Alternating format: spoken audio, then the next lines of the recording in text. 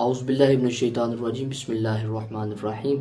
امام سفیان ثوری فرماتے ہیں کہ میرے ساتھ ایک شخص حج پر تھا۔ اب راوی امام سفیان ثوری ہیں۔ آپ فرماتے ہیں کہ وہ سفر کے دوران حتیٰ کہ طواف مزدلفہ میں مینا میں وہ کوئی قدم نہیں اٹھاتا تھا جب تک درود شریف نہ پڑھ لے۔ امام سفیان ثوری رضی اللہ عنہ آپ فرماتے ہیں کہ میں نے اس سے پوچھا، آپ یہ جو عمل کر رہے ہیں دوسرا قدم رکھتے نہیں جب تک آپ درود شریف نہ پڑھ لیں، آپ کسی حدیث، کسی روایت یا کسی شرعی علم یا علمی سند کی بنیاد پر یہ کام کر رہے ہیں؟ قال نعم، اس نے کہا ہاں میں علم شرعی کی بنیاد پر یہ کام کر رہا ہوں۔ اس نے پوچھا من انت، آپ کون ہے؟ پوچھنے والے آپ کون ہیں؟ اب اس کو نہیں پتا تھا کہ یہ امام سفیان ثوری ہیں، تو آپ نے فرمایا، کہا کہ میں سفیان ثوری ہوں۔ اس نے کہا قال العراقی، جو عراق کے ہیں اور جلیل القدر امام ہیں؟ کہا ہاں۔ اس کے بعد اس نے بتایا کہ ہر قدم پر درود شریف پڑھنے کا وظیفہ میں نے اس لیے شروع کیا۔ میری والدہ نے کہا دوران طواف کہ بیٹے میری یہ خواہش ہے کہ مجھے کعبۃ اللہ کے اندر داخل کرو۔ اس وقت دروازہ کھلا ہوگا یا پھر دروازہ کھول دیتے ہوں گے، یہ تو تابعین کے بعد اتباع التابعین اور سلف صالحین کا زمانہ ہے۔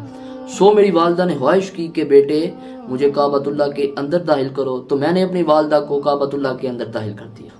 اور کہتا ہے جو ہی میری والدہ کعبۃ اللہ کے اندر داخل ہوئی ان کا پیٹ پھول گیا، چہرہ سیاہ ہو گیا اور قریب مرگ ان کی حالت تھی۔ اس حالت میں ان کے پاس جا کر بیٹھ گیا، چہرہ سیاہ ہو گیا تھا، پیٹ پھول گیا تھا اور قریب مرگ ان کی حالت ہو گئی تھی۔ میں پریشان ہو کر بیٹھ گیا اور میں نے ہاتھ اٹھائے باری تعالیٰ کہ اس حالت میں اپنی ماں کو کہاں لے کر جاؤں؟ کعبۃ اللہ سے باہر بھی نکالوں تو بھی بڑی شرمساری ہے، اب لوگ طواف کرنے والے کیا کہیں گے؟ اس حالت پریشانی میں میں تھا کہ سفید لباس پہنے نوری چہرے والے کچھ شخص اندر داخل ہوئے اور آ کر انہوں نے میری والدہ کے چہرے کی طرف اشارہ کیا، چہرہ ٹھیک ہو گیا۔ پیٹ کی طرف اشارہ کیا تو پیٹ بھی ٹھیک ہو گیا، اس کی جو سویلنگ تھی، سوجن تھی، وہ بالکل نارمل ہو گئی، مرض ختم ہو گئی، شفا یاب اور صحت یاب ہو گئی۔ وہ نورانی چہرے والے ان کو شفا یاب کر کے اور ان کے چہرے کو منور کر کے جانے لگے نا۔ میں آگے بڑھا، عرض کیا من انت الذی فرجت عنی، اے میرے غم، میری پریشانی، میری مصیبت کو دور کرنے والے آپ ہیں کون؟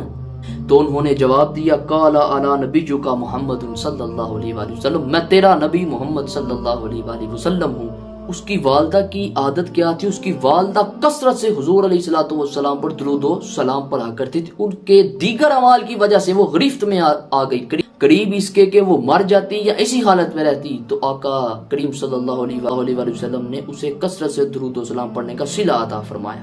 تو میں نے عرض کیا یا رسول اللہ اب آپ نے اتنا کرم کر دیا ہے تو مجھے بھی کوئی نصیحت کر جائیے کہ میں کیا کروں زندگی میں۔ تو آپ نے فرمایا اے میرے بندے، اے میرے امتی، ایک ہی نصیحت ہے، کوئی قدم نہ رکھنا نہ اٹھانا جب تک مجھ پہ درود و سلام نہ پڑھ لو۔